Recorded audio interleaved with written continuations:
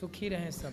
राधे राधे गुरु जी। हाँ जी, आपको चरणों में कोटि कोटि प्रणाम। खुश रहिए। बोले लड्डू गोपाल को किस टाइम सुला सकते हैं? आप कितने बजे सोते हैं? हम तो 10 बजे सोते हैं गुरु जी। बस 9 बजे उन्हें सुला दो, 8 तो बजे जैसा सुला दो। सुला सकते तो नहा धोआ के सुलाए। मतलब कि जैसे मतलब जोनते हैं वो दिन नहीं सुला सकते, कान्हा जी को छू सकते हैं। सुनो, सुबह नहाते हो ना? हाँ ऐसा है कि यदि आप दिन में, हाँ गुरु जी। हम कथा में बताते हैं ना कि लघु शंका जाओ तो जी 4 कुल्ला कर लो, पाँव करते धुल लो, हैं गुरु जी। फिर आप शुद्ध हैं। शौच करने जाओ तो स्नान, यदि आपने दिन भर में शौच करके स्नान किया है तो फिर स्नान कर चुके हैं, फिर हाथ पांव धुल के भगवान को सुला दीजिए। यदि आपने शौच किया और स्नान नहीं किया तो फिर स्नान जरूर करना चाहिए। तो नहीं शौच करते करने के हैं बाद गुरुजी। स्नान करना चाहिए। और आप यदि ये नियम फॉलो करते हैं जी, तो शाम को केवल हाथ पांव धुल के ही भगवान को सुला दिया। गुरु दीक्षा लिया है गुरु, सब नियम पालन करते हैं। फिर आपको शाम को हाथ पांव धुल के ही भगवान को सुला देना चाहिए। गुरु जी आपको जैसा कोई कथावाचक नहीं है, आपको जैसे इतना आवाज अच्छा है ना कि मत पूछिए। आपको जैसा किसी का आवाज नहीं है, आपको जैसा किसी का आवाज नहीं है। बोलता है सबको, मगर मतलब कि बोलते हैं मतलब कि जैसे बोली में जैसे लड़खड़ाहट भी रहता है, आपका आवाज क्लियर रहता है। ये आप सबका आशीर्वाद और प्यार है। गुरु सभी गुरु अच्छी माँ है। से मिलना है गुरु जी। सभी की आवाज अच्छी है, सभी अच्छा कर रहे हैं। गुरु जी मिल लेना अंदर, गुरु माँ से मिलना है। मिल लीजिए। राधे राधे गुरु जी। जी हम लोग दिल्ली से आए हैं। एक्चुअली मुझे बस ये बोलना है, मैं बहुत थैंकफुल हूँ आज सच में। मतलब हम एक्सपेक्टेड नहीं था आपसे मिलना।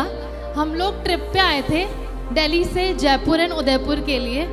देन हम लोग का जयपुर में ऑल ऑफ एन सडन हमारा ट्रिप चेंज हो गया एंड देन हमने मूव ऑन किया जयपुर से आगरा एंड वृंदावन।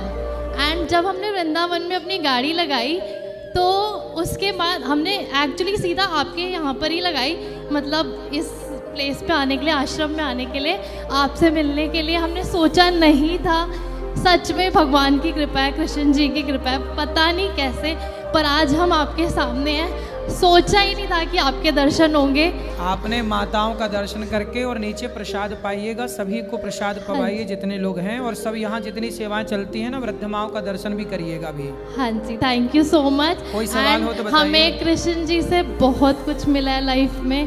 हम थैंकफुल हैं भगवान जी के कि उन्होंने हमें सब कुछ दिया है। बस आपसे आशीर्वाद आज मिल गया, उसके लिए थैंक यू। और मेरी सिस्टर को एक सवाल है, हमें बहुत इम्पोर्टेंट सवाल है आपसे। मुझे नहीं पता उसका आंसर, पता नहीं किसी के पास है या नहीं, क्योंकि एक्चुअली मेरी सिस्टर की डॉटर है, तो वो बताएगी आपको। मैं शायद ना बता पाऊँ ठीक से। राधे राधे गुरु जी। मैं बहुत खुश हूँ आपसे बात करके और मैं बहुत एक्साइटेड थी। एक्चुअली मेरी बेटी है। बताओ बताओ। गुरुजी एक्चुअली इसकी डॉटर है, सेकंड डॉटर है ये।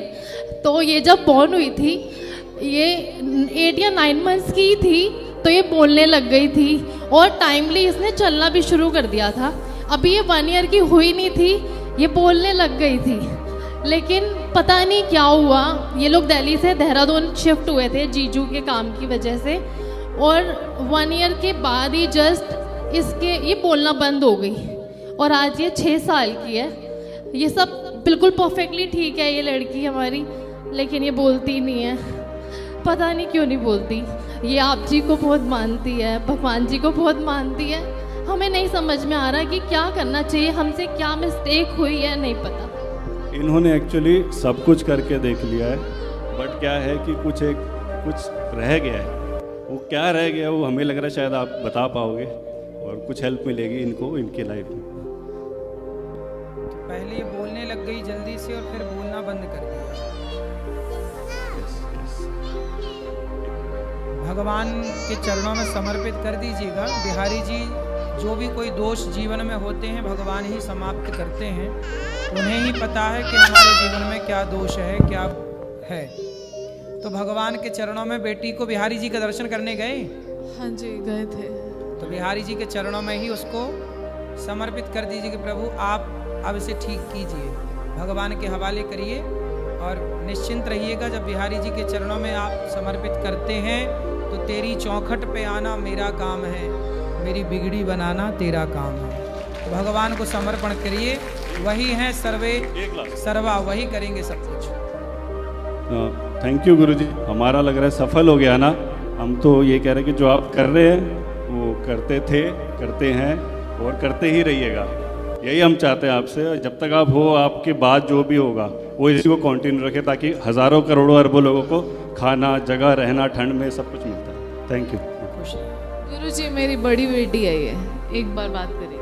राधे राधे गुरुजी, मेरा एक सवाल था कि जब श्री कृष्ण खुद ताकतवर थे इतने, तो उन्होंने भीम से जरासंध को क्यों मरवाया था? क्योंकि भीम ने कृष्ण से युद्ध करने के लिए मना कर दिया था, बोले मैं आपसे युद्ध नहीं करूंगा।